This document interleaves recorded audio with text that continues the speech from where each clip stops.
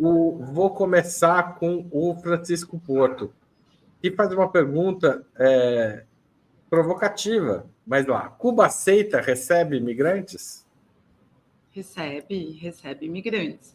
A questão é mais a dificuldade de distribuir esses imigrantes para trabalhar, né? Assim, Cuba tem hoje um mercado muito desafiador de trabalho, mas tem uma recepção muito grande e constante, assim, de imigrantes.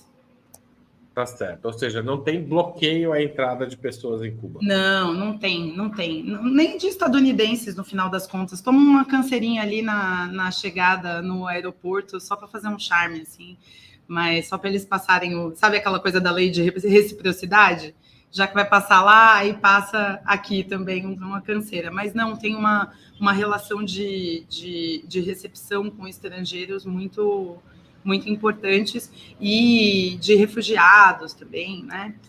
Aliás, vários, digamos, perseguidos políticos dos Estados Unidos procuram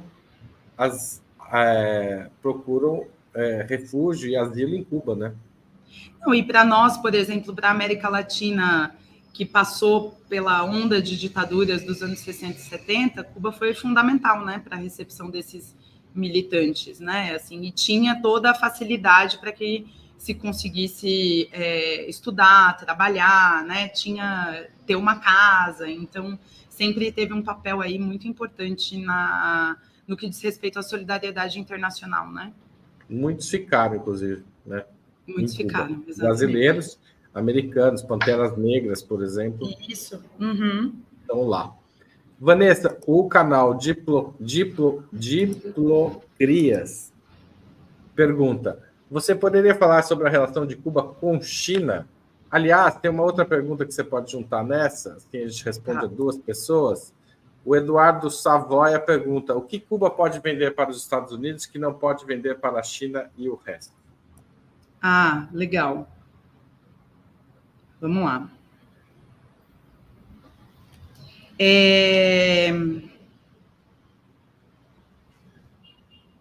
Só anotar para eu não me perder, tá, gente?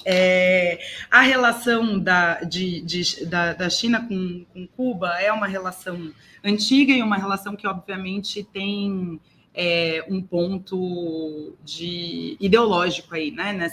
Tem um encontro ideológico. Nos anos 90, a China foi muito importante para auxiliar Cuba na sua sobrevivência pós-União Soviética, né? Então, por exemplo, quando Cuba entra na crise dos transportes públicos, né? Na crise do petróleo, perdão, a China vai doar milhares de bicicletas, né? Vai ter um papel ali de fazer negociações tecnológicas, etc.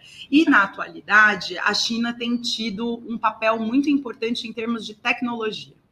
Então, a venda de carros subsidiados, né? Assim, mais baratos, a venda a transferência tecnológica agrária em alguns pontos, então, tratores, tudo que tem a ver com tecnologia. A Huawei tem uma parceria grande com Cuba, né? Então é um trabalho que não é assim, não tem o mesmo ponto de subsidiar a revolução como aconteceu com a União Soviética e a partir de 98 com a Venezuela. Não é o mesmo cenário, mas é uma relação constante, muito amigável, né? De muito apoio econômico e de muito apoio nesse campo da tecnologia. Certo. E sobre o que Cuba negocia com o exterior? Verdade.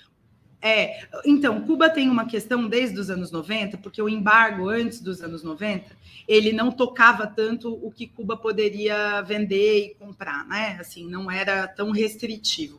E a partir lá das reformas do embargo pelo Clinton, ele vai proibir que as empresas estadunidenses negociem com Cuba, mas não só isso, que as empresas estrangeiras que tenham alguma negociação com os Estados Unidos não possam mais negociar com Cuba, né? Então, isso vai estrangular com muita força a economia cubana. Cuba pode vender para quem ela quiser, mas a questão é que Cuba não tem a possibilidade de vender tantas coisas assim.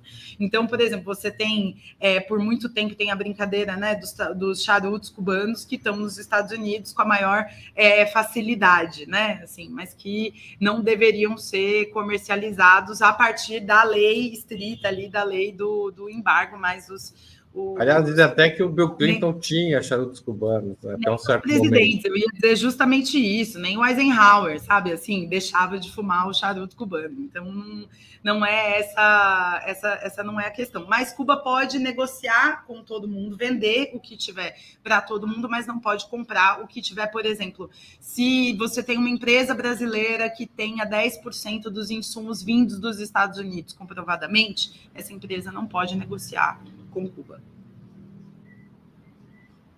E isso, eu queria fazer um comentário e queria que você comentasse, porque a percepção que, enfim, analisando economicamente a questão, sem entrar nos detalhes políticos e mesmo detalhes econômicos de Cuba e dos Estados Unidos, o que a gente tem é um processo de globalização cada vez mais forte, o que torna que o embargo, mesmo que a lei seja a mesma, cada vez mais forte, certo?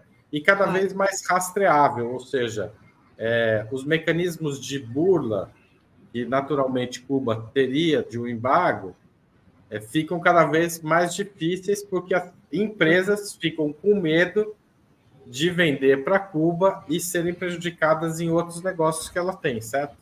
Uhum. Totalmente, por isso o período ali da onda rosa, né, que a gente chama, que é aquela junção de vários presidentes de esquerda na América Latina, foi tão importante para Cuba, porque tinha um esforço de criar negociações, de criar trocas que não passassem por essa lei, né? Um esforço jurídico, né? Pensando do ponto de vista do direito internacional. Então, eu acho que essa tem sido uma diferença. Hoje, nem Venezuela, nem Cuba são pontos do nosso debate político de solidariedade, né? Assim, a gente não vê isso acontecer em termos militantes, a gente tenta o tempo inteiro lembrar quais são os logros, quais são os nossos pontos de encontro, né? Assim, quais são os pontos em que a gente pode se auxiliar, né? Em que a gente pode levantar essa bandeira, mas eu concordo que hoje ela é muito mais discreta do que já foi na nossa história recente, né? Com a Rússia, a relação, pela relação histórica, Cuba tem um diálogo muito bom, né, com Rússia e China. E essas ajudas estão ainda no campo, hoje, muito mais no campo tecnológico, né? Então, o que tem a ver com gás, com petróleo, com energia limpa, com tecnologia de energia limpa, do que com relações que estão mais no viés ideológico, né? Até porque hoje em dia, por exemplo, Cuba faz um debate em relação aos direitos LGBTQIAP+, muito mais avançado do que faz a Rússia, por exemplo, né? Para a gente citar e das só mulheres também, né? Porque 50% do parlamento Exatamente. Então, cota assim, de metade de mulheres no parlamento.